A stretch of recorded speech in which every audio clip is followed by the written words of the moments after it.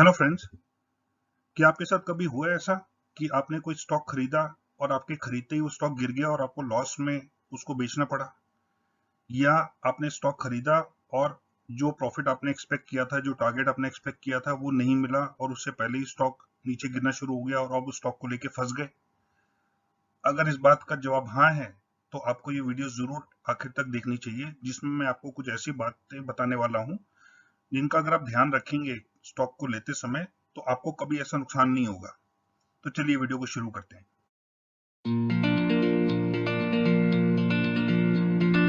सबसे पहली बात ध्यान रखने वाली ये है कि जब आप स्टॉक को खरीद रहे हैं, तो क्या वो स्टॉक बहुत ज्यादा पहले से ही ऊपर जा चुका है या बहुत नीचे गिर रहा है पिछले कुछ समय से?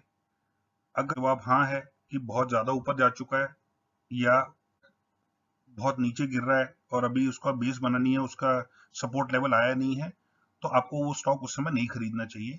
और ये बहुत ही आसानी से देखा जा सकता है। उस स्टॉक का चार्ट देख लें, पिछले 1 महीने 3 महीने का, 6 महीने का, तो आपको पता लग जाएगा कि ये स्टॉक कहाँ पे है, इसका सपोर्ट और रेजिस्टेंस लेवल क्या है। और उस हिसाब से उस स्टॉक को उस समय या तो खरीदें या ना खरीदें और होल्ड पे रखें, और शायद आपको कुछ टाइम बाद एक अच्छा लेवल मिल जाएगा।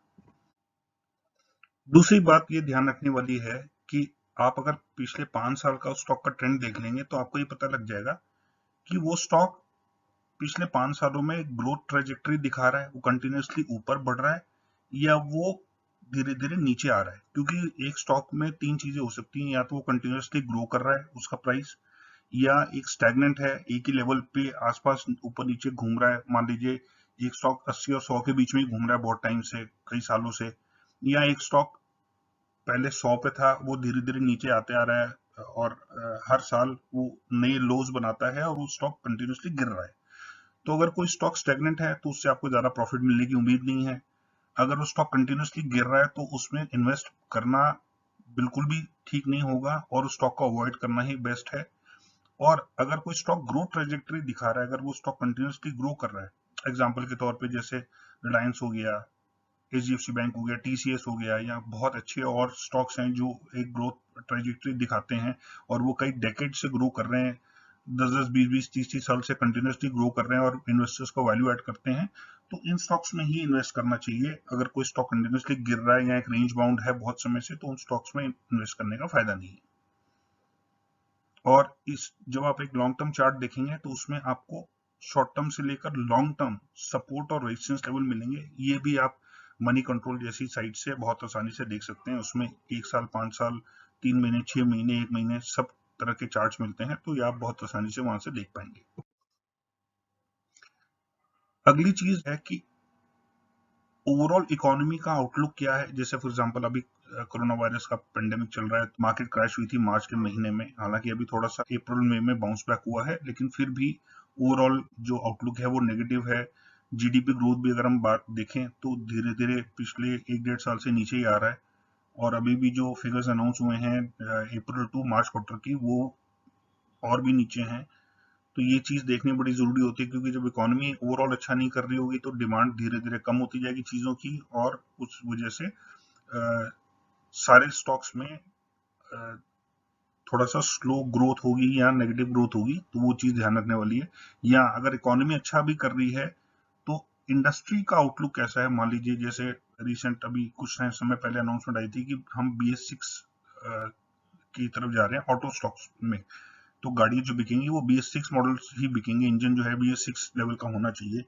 तो जब ये अनाउंसमेंट आई थी, तो ऑटो स्टॉक्स के लिए काफी नेगेटिव था, और वो इस वजह से क्योंकि उनको अपनी टेक्नोलॉजी चेंज करनी पड़ती है, और उस वजह से उनको पुराना स्टॉक जो है, जब वो डेडलाइन होती है उससे पहले उनको पुराना सारा स्टॉक क्लियर करना पड़ता है, और इस वजह से कई बार उनको वो स्टॉक या तो प्रोडक्शन रोकनी पड़ती है, या जो अगर उन्होंने काफी सारा स्टॉक पहले से बना के रखा है, तो उसको डेडलाइन से पहले पहले डिस्काउंट पे बेचना पड़ता है। तो कई बार वो जो है वो कॉस्ट से भी शायद कम बेचना पड़े, ताकि इन्वेंट्री फंस ना जाए, क्योंकि अगर इन्वेंट्री फंस गई, तो वो स्टॉक जो है वो एकदम बेकार हो जाएगा और उस वजह से लॉस और ज्यादा बढ़ जाएगा। तो इंडस्ट्री आउटलुक को देखना बड़ा जरूरी है। जैसे इस समय कोरोना वायरस की वजह से डोमेस्टिक फ्लाइट्स पहले तो बंद थी, अब धीरे धीरे बहुत कम चालू हो रही हैं। इंटरनेशनल फ्लाइट्स काफी हद तक बंद है काफी कंट्रीज में। तो जो एयरलाइन स्टॉक्स हैं उनको उठाने का कोई फायदा नहीं है, क्योंकि एयरलाइन स्टॉक्स में ग्रोथ होगी नहीं, बल्कि बहुत सारे वर्ल्ड वाइड एयरलाइंस जो हैं वो बैंक्रप्सी की ब्रिंक पे पहुंच चुकी हैं, और अगर उनको बेल आउट नहीं किया गया तो वो एयरलाइंस हमेशा के लिए बंद हो जाएंगी। तो ऐसी चीजों से बच के रहना चाहिए। या जैसे 2008 में फाइनेंशियल क्राइसिस हुआ था, तो उन चीजों को भी ध्यान में रखना चाहिए।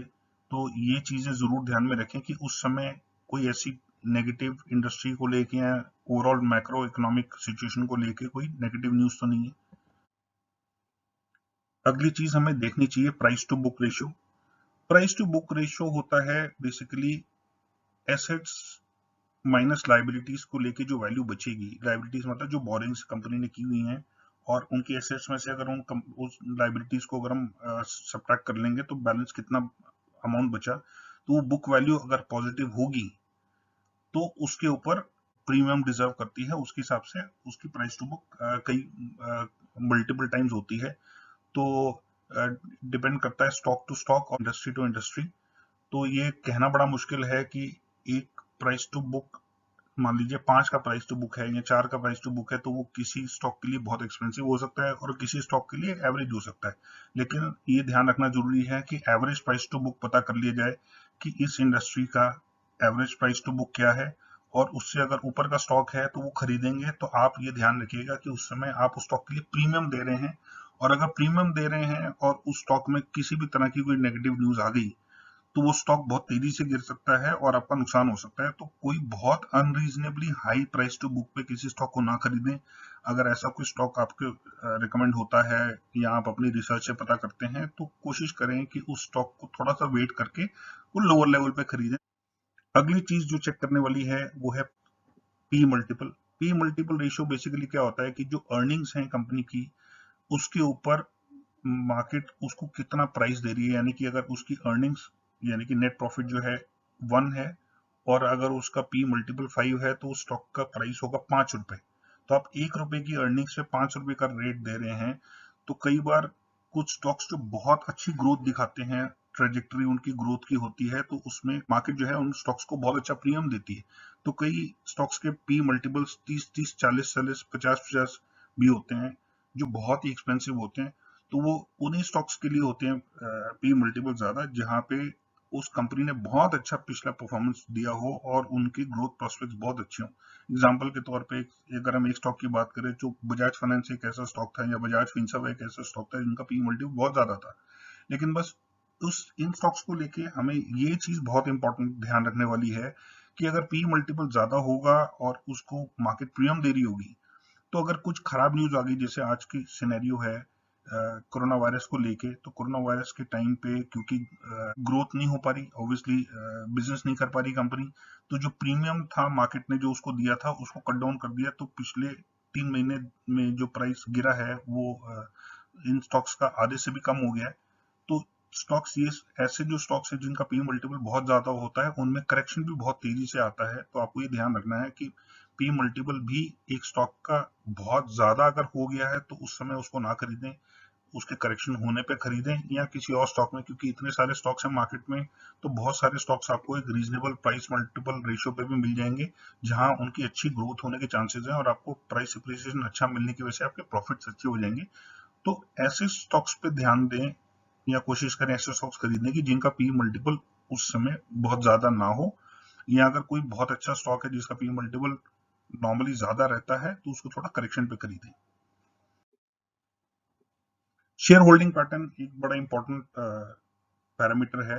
उसमें वजह यह है कि जब शेयर होल्डिंग पैटर्न प्रमोटर का ज्यादा होता है, जब शेयर होल्डिंग प्रमोटर की ज्यादा होती है, तो उसका स्टेक क्योंकि ज्यादा होता है, उसके पैसे ज्यादा लगे होते हैं कंपनी में, तो इस वजह से उसका इंटरेस्ट ज्यादा होता है कि वो उस कंपनी को अच्छे से चलाए और अच्छे प्रॉफिट्स दे, ताकि उसका शेयर प्राइस हमेशा ऊपर रहे उस कंपनी का, जिसकी वजह से उसको नुकसान ना हो और उसके पैसे, उसके जो कैपिटल है, जो उसकी पैसे हैं, वो बढ़ता चला जाए। क्योंकि जितने शेयर होंगे और प्राइस जितना बढ़ेगा कंपनी का, नेचुरली उसकी वेल्थ भी उतनी बढ़ती जाएगी प्रमोटर की। तो उसका मोटिवेशन होता है कि कंपनी को अच्छा चलाने के लिए। लेकिन अगर प्रमोटर के शेयर्स कम हैं उस कंपनी में, तो उसका मोटिवेशन खत्म हो गया, क्योंकि उसने ज्यादातर शेयर्स बेच दिए हैं। तो उसका पैसा अगर मार्केट में कम लगा हुआ है, उस स्टॉक की वैल्यू से उतना फर्क नहीं पड़ता उसको, क्योंकि जितने वो शेयर्स कम रखेगा अगर वो कंपनी अच्छा नहीं भी करती तो उसका नुकसान ज्यादा नहीं होगा, क्योंकि वो तो पहले ही अपने शेयर्स को इनकैश कर चुका है। उसी तरह से ये भी देखना चाहिए कि एक स्टॉक में F I I D I holding कितनी है। अगर F I I D I holding ज्यादा है तो उस स्टॉक में उस स्टॉक के आने वाले टाइम में अच्छा करने के चांसेस ज्यादा हैं। और ये भी देखना जरूरी है कि पिछले क्वार्टर्स में वो F I D I holding stagnant है, उसी लेवल पे है, या ऊपर बढ़ रही है धीरे धीरे। क्योंकि अगर एक स्टॉक में एफ आई डी आई अपना स्टेक बढ़ा रहे हैं तो दैट मीन्स उस स्टॉक को उन्होंने अच्छे से स्टडी किया हुआ है और वो उस स्टॉक को लेके बड़े पॉजिटिव हैं, और इसकी वजह से उस स्टॉक के प्राइसेस बढ़ने के चांसेस हैं। लेकिन अगर एक स्टॉक ऐसा है जिसमें एफ और डी धीरे धीरे अपनी होल्डिंग कम कर रहे हैं, तो ये एक बड़े कंसर्न वाली बात है। इसका मतलब ये है कि उनको इस स्टॉक पे उनकी आउटलुक नेगेटिव है, इसलिए वो अपना शेयर धीरे धीरे इस स्टॉक में कम करते जा रहे हैं। क्योंकि इस स्टॉक में उनको उतनी वैल्यू नहीं दिख रही और वो अपने पैसे किसी और स्टॉक में लगा रहे हैं। तो जहां F I S D I की शेयर होल्डिंग कम हो रही है, उन स्टॉक्स को अवॉइड करना चाहिए। कि कंपनी के जो लेटेस्ट रिजल्ट्स अनाउंस हुए थे जिस क्वार्टर के, उसको एकदम पिछले क्वार्टर यानी सिक्वेंशियल पिछला क्वार्टर और ईयर ऑन ईयर क्वार्टर के रिजल्ट से मैच करना बड़ा जरूरी है। तो पूरे साल, अगर पूरा साल खत्म हो चुका है अप्रैल टू मार्च का, तो पूरे साल का पिछले पूरे साल से कंपेयर करना, या अगर एक स्पेसिफिक क्वार्टर चल रहा है तो उसका पिछले कॉरेस्पॉन्डिंग क्वार्टर के साथ मैच करना और एकदम प्रीवियस क्वार्टर के साथ मैच करना। इस कंपनी ने पिछले क्वार्टर में जो किया था परफॉर्मेंस, उससे करंट क्वार्टर में बेटर परफॉर्मेंस है कि नहीं है। क्योंकि कई स्टॉक साइक्लिकल होते हैं तो वो उनका परफॉर्मेंस मैच किया जाता है पिछले साल में उसी क्वार्टर के दौरान, यानी कि April to March of 2019 will be compared with April to March 2020। क्योंकि जैसे कुछ एग्रीकल्चरल स्टॉक्स होते हैं एग्रीकल्चर रिलेटेड, या कुछ स्पेसिफिक जैसे एयर कंडीशनिंग की कोई कंपनी है तो उसके उसके प्रोडक्ट ज्यादातर जो है वो गर्मियों में बिकेंगे। अगर कोई कंपनी फ्रिज बनाती है तो उसके गर्मियों में बिकेंगे। अगर कोई कंपनी जो है हीटर बनाती है तो उसके सर्दियों में बिकेंगे। कोई कंपनी वुलन गारमेंट्स बनाती है तो उसके जो वो है वो सर्दियों में बिकेंगे। तो ये चीजें जो है ये ईयर ऑन ईयर कंपैरिजन ज्यादा होता है। लेकिन और सारी कंपनीज का पिछले साल के अगेंस्ट में और पिछले क्वार्टर के अगेंस्ट में, खास करके जो साइक्लिकल नहीं होती उनका पिछले क्वार्टर के अगेंस्ट में भी कंपैरिजन किया जाता है। तो उससे पता लगता है कि कंपनी की ग्रोथ हो रही है कि नहीं हो रही, और अगर कुछ स्लो डाउन हो रहा है तो उसके रीजंस क्या हैं। और इसमें सिर्फ, अगर आप ज्यादा डेप्थ में नहीं भी जा सकते तो इसमें तीन चीजें देख लें। एक, रेवेन्यूज कितनी थी, रेवेन्यूज मतलब सेल्स कितनी थी, टर्नओवर कितना था। दूसरा, एबिटा कितना था, यानी कि इंटरेस्ट, डिप्रिसिएशन, टैक्स और अमोर्टाइजेशन से पहले उसका कंपनी का प्रॉफिट कितना था, प्रॉफिट मार्जिन कितना था, और ओवरऑल नेट प्रॉफिट कितना था, इंटरेस्ट, डिप्रिसिएशन वगैरह सब हटाने के बाद में। तो नेट प्रॉफिट भी ऊपर होना चाहिए, रेवेन्यूज तो ऑफ कोर्स टर्नओवर होनी चाहिए ऊपर, और ऑपरेटिंग मार्जिन जो है या एबिटा वो भी पॉजिटिव होना चाहिए। डेट इक्विटी रेशियो वो होता है कि एक कंपनी का इक्विटी शेयर होल्डिंग जो है वो कितनी है, और उसके कंपैरिजन में डेट कंपनी ने कितना लिया हुआ है फॉर एक्सपेंशन या ऑपरेटिंग एक्सपेंसेस के लिए कितना डेट लिया। तो अगर डेट बहुत ज्यादा होगा तो मार्केट इसको उस चीज को बड़ा नेगेटिवली लेती है। क्योंकि अगर कल को कंपनी को वाइंड अप करना पड़ गया तो सारी इक्विटी बेचने के बाद भी अगर डेट पूरा नहीं कवर हो पाया तो ये बहुत नुकसानदायक होगा शेयर होल्डर्स के लिए, प्रोमोटर्स के लिए, सबके लिए। तो कम से कम कंपनी इतना होना चाहिए कि सारा डेट क्लियर करने के बाद, जो भी इसके क्रेडिटर्स हैं, बैंक्स हो गए, एनबीएफसी हो गए, उनका डेट क्लियर करने के बाद में कम से कम शेयर होल्डर्स के लिए कुछ डिस्ट्रीब्यूट करने के लिए कुछ बचे। अगर डेट ज्यादा होगा और इक्विटी कम होगी तो उसको स्क्वायर ऑफ करने के बाद में, सारा डेट रिपे करने के बाद में शेयर होल्डर्स के लिए कुछ बचेगा ही नहीं। और एक दूसरी बात यह है कि प्रोमोटर्स ने, मान लीजिए प्रोमोटर्स का शेयर तो ज्यादा है, 60% 70% उनकी होल्डिंग है, लेकिन अगर वो सारे शेयर्स उन्होंने प्लेज करके उसके अगेंस्ट में लोन ले रखा है तो ये भी मार्केट बड़ा नेगेटिवली मानती है। क्यों? क्योंकि कल को अगर कंपनी में कोई दिक्कत आ गई और उसका शेयर प्राइस गिर गया तो कल को वो स्टॉक्स जो हैं प्रोमोटर्स के, वो सारे के सारे जिसने जिस कंपनी ने या जिस ऑर्गेनाइजेशन ने उनको लोन दिया हुआ प्रोमोटर्स को, वो स्टॉक्स उनके बेच देंगे अपना पैसा निकालने के लिए, जिसकी वजह से प्रोमोटर्स की होल्डिंग या तो बहुत गिर जाएगी या जीरो भी हो सकती है, डिपेंडिंग ऑन उन्होंने कितना प्लेज किया और किस रेट पे किया और स्टॉक की वैल्यू कितनी गिर जाती है। तो प्रोमोटर्स की प्लेजिंग अगर बहुत नॉमिनल सी है या जीरो है तो बहुत ही अच्छी बात है। लेकिन अगर प्रमोटर्स ने काफी अपना शेयर प्लेज किया हुआ है तो ये मार्केट बड़ा नेगेटिवली लेती है, और इस बात का ध्यान रखना चाहिए कि कितने शेयर्स उनके प्लेस्ड हैं। और ये सब चीजें बहुत ही आसानी से, डेट इक्विटी रेशियो हो गया, प्रमोटर्स प्लेजिंग देयर शेयर्स, ये जितने भी हमने प्रीवियसली चीजें बातें की हैं, ये बहुत आसानी से मनी कंट्रोल जैसी साइट्स हो गई या स्टॉकेज एप्स हैं या वेबसाइट्स हैं जहां से आपको ये सारी इंफॉर्मेशन बहुत आसानी से पता लग जाएगी। अच्छा, एक इंपॉर्टेंट चीज ये है कैश फ्लोज। कैश फ्लोज क्या होते हैं कि कंपनी ने जितना सामान बेचा उसके अगेंस्ट जो पैसे आए, और जितने का सामान खरीदा उतने जो पैसे गए। तो मान लीजिए कंपनी के पास 100 रुपए आए और उसमें से उसको सिर्फ 50 रुपए देने पड़े सामान खरीदने के लिए, तो उसका कैश फ्लो हो गया पॉजिटिव। लेकिन अगर मान लीजिए कि कंपनी के पास 100 रुपए आए, लेकिन उसको एक्सपेंसेस के लिए, किसी भी तरह के एक्सपेंसेस हो सकते हैं, माल खरीदने का या कोई और एक्सपेंसेस हो सकते हैं, उसके लिए अगर उनको पैसे ज्यादा देने पड़ गए, 150 रुपए देने पड़ गए और 100 रुपए की बिकवाली हुई, तो उसके कैश फ्लो जाएंगे नेगेटिव। तो जहां पे भी कंपनी के कैश फ्लोज नेगेटिव होते हैं, उस कंपनी के लिए बहुत ही नेगेटिव हो जाता है, क्योंकि एसेट लायबिलिटी मिसमैच हो गया, या उनको किस तरह से वो अपना वर्किंग या अपना ऑपरेशंस मैनेज करेंगे, ये बहुत दिक्कत आ जाती है। तो कंपनी एक ट्रैप में फंस जाती है। तो इसलिए कैश फ्लोज किसी भी कंपनी के पॉजिटिव होना बहुत ही जरूरी है। और ये चीज अगर आप देख लेंगे तो इसमें यह है कि एटलीस्ट कंपनी को डे टू डे वर्किंग के लिए दिक्कत नहीं आती और वो आसानी से अपना काम कर सकती है अगर कैश फ्लोज पॉजिटिव है तो। हमारा अगला पॉइंट है recent news on the stock.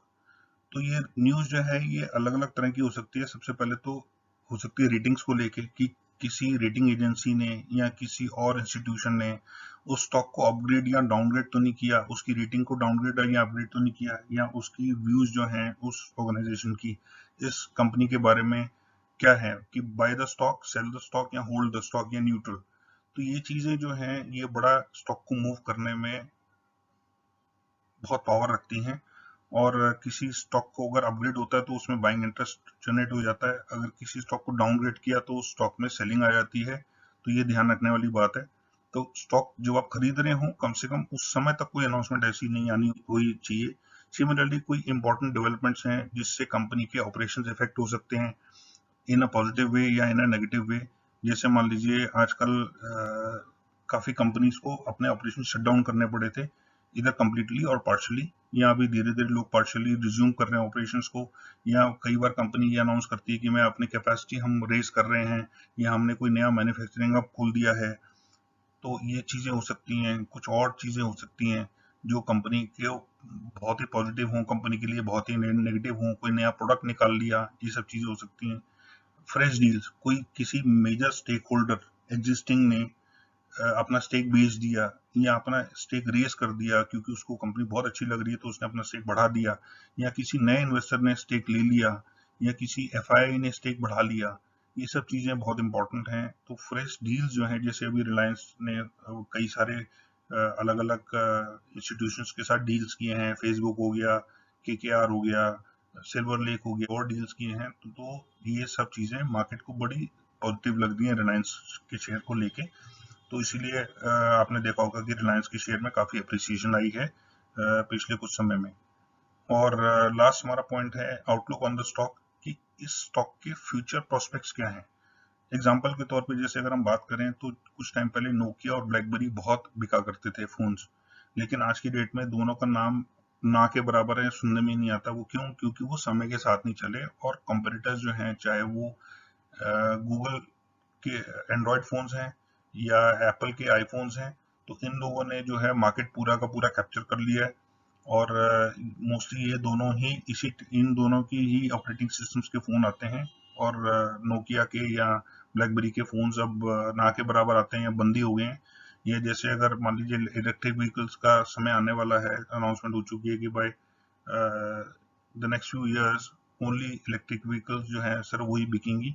तो अगर कोई कार मैन्युफैक्चरिंग कंपनी जो है अगर वो अपने टेक्नोलॉजी को चेंज करके नहीं आती इलेक्ट्रिक व्हीकल्स वाले बिजनेस में, अपने आप को अपग्रेड नहीं करती है, तो कल को वो कंपनी, आज तो जब तक गाड़ियां, जब तक डेडलाइन नहीं आती इलेक्ट्रिक व्हीकल्स की, तब तक तो गाड़ी बेचेंगे, लेकिन उसके बाद में वो कंपनी भी, उसका नाम भी सुनने में नहीं आएगा और वो कंपनी भी एक्सटिंक्ट हो जाएगी।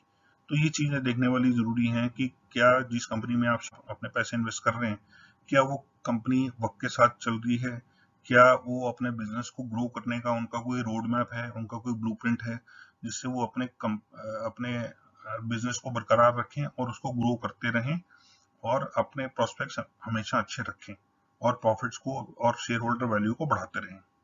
ये जो सारी बातें हमने डिस्कस करी, ये आपको चेक करने में सारे बहुत ज़्यादा समय नहीं लगेगा, शायद 10-15 मिनट 20 मिनट से ऊपर नहीं लगेंगे, लेकिन अगर आपने ये थोड़ी सी मेहनत कर ली तो आप कम से कम अपने लिए इतना इंश्योर कर लेंगे कि उस स्टॉक में आपको नुकसान नहीं होगा और आपको डिपेंडिंग ऑन आपका टाइम पीरियड आपको बहुत अच्छे रिटर्न्स मिलेंगे और आपको अपने कंपनी के बारे में पता भी रहेगा कि इस कंपनी में हो क्या रहा है। बहुत सारे लोग आजकल क्या करते हैं, इधर उधर से सुन के वो स्टॉक लेते हैं, लेकिन उनको इन स्टॉक के बारे में कुछ नहीं पता होता, वो किसी तरह की रिसर्च नहीं करते, किसी तरह का होमवर्क नहीं करते और उसकी वजह से ही वो या तो लॉसेस उनको होते हैं उस स्टॉक में, या उनका प्रॉफिट बहुत ही कम होता है, या अच्छा प्रॉफिट होने के बावजूद भी वो समय से निकल नहीं पाते स्टॉक में और वो स्टॉक दोबारा नीचे गिर जाता है। तो अगर आप अपडेटेड रहेंगे स्टॉक अपने कंपनी के बारे में, अपने स्टॉक के बारे में, तो यही आपकी सक्सेस का राज होगा और इसी से ही आप अपनी वेल्थ को बहुत जल्दी ग्रो कर सकते हैं। तो ये छोटी छोटी बातों का आप स्टॉक को लेते समय जरूर ध्यान रखिए ताकि आपके प्रॉफिट्स बढ़ते रहें, आपका कैपिटल बढ़ता रहे, आपकी जो ग्रोथ है आपकी वेल्थ में वो होती रहे। And please subscribe to the channel ताकि आपको और अच्छे अच्छे वीडियोस और अच्छी अच्छी इंफॉर्मेशन आपको मिलती रहे और आपका उससे ज्ञान भी बढ़े और आपकी वेल्थ भी बढ़े। Thank you so much and take care.